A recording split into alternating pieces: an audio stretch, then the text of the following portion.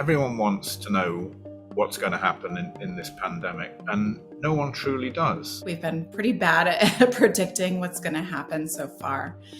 But I do think that we are going to gradually gain enough immunity in our populations in the US and around the world that any future variants of this virus are going to have less of an effect on people's health. So there will be less severe illness and less death as we go along. There could be a grim outlook. The grim outlook is that there are further variants, maybe more infectious variants, maybe more virulent variants, meaning worsening infection rates or worsening illness within the population. We could see, after the Omicron wave subsides, a reappearance of a variant that is more like Delta that was around last year.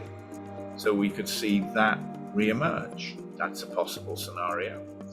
There's also the pessimistic scenario in which Omicron becomes more virulent, that it acquires mutations that make it more like Delta in terms of its pathogenicity. Viruses, especially this type of virus, coronaviruses, they are very good at changing. And because a random change can give it resistance to the vaccine, I wouldn't say escaping the vaccine, meaning making the vaccine completely useless, but there can be resistance to the vaccine.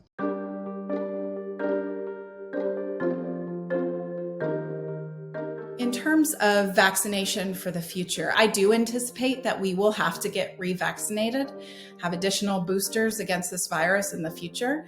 But we have to see how, when this virus settles in, it's not in an acute pandemic, how often we need those updates to our vaccines. It really depends on how frequently the virus mutates and just what effect that has on the population.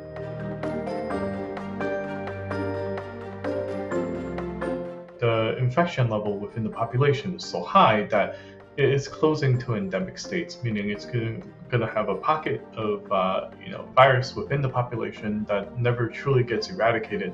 And if that happens, then there could be a seasonality to the virus, kind of like flu. The public often conflates endemic with harmless. HIV is endemic, TB is endemic. They're not exactly things you want to get. So it depends on the property of the virus. And the analogy that's made with coronavirus is it becomes equivalent to the common cold viruses, and they're not pathogenic. You don't generally die of a common cold, so they've adapted to the host. But the idea that viruses only ever become milder, well, that's kind of a bit of a myth. It isn't always true.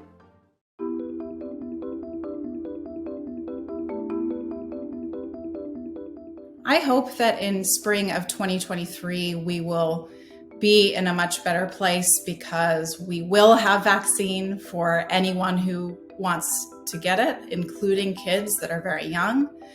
I think we will have additional immunity built up through our population and will be at a more regular tempo of dealing with this virus. So you're asking about a year's time, how much virus is there around? And you adjust your behavior according to your perceived risk. Everyone should have by now a reasonable idea of your risk. Chances are, given the behavior of the virus in the past, that there will be other variants that come out. And when that happens, infection rates will go up again.